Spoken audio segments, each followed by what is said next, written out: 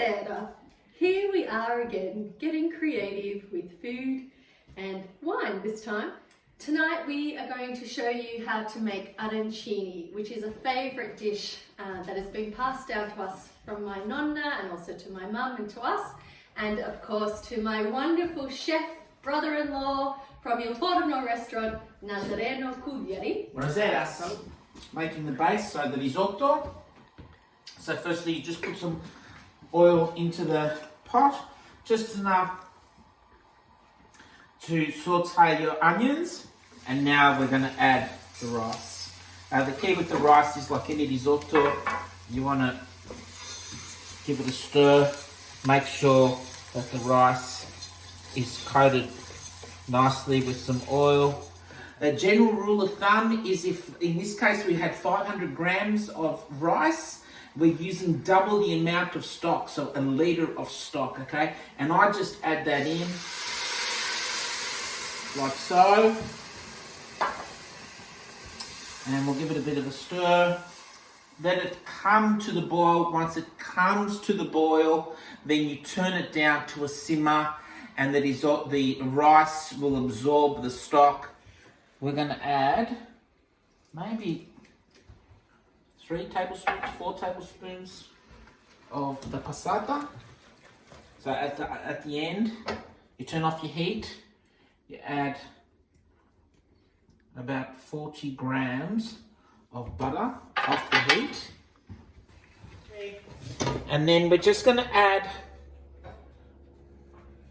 a good European pinch of Parmesan cheese, okay? Alright, so with the arancini, your risotto's your base, so taste your risotto, make sure it's well seasoned, because that's going to be the base of your arancino.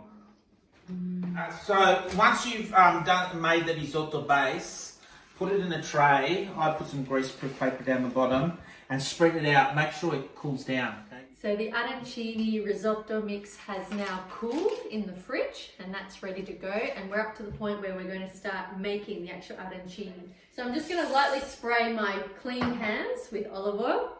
I'm going to take a good chunk of the rice to form that base, and we just use the palm of the hand to make a nice little crater. And then in the same way, we take just some sauce, take some of the peas, take some cheese and some egg, and then a little bit of the ham. Okay, so that's all in there. And then we grab a bit more of the rice to put on top.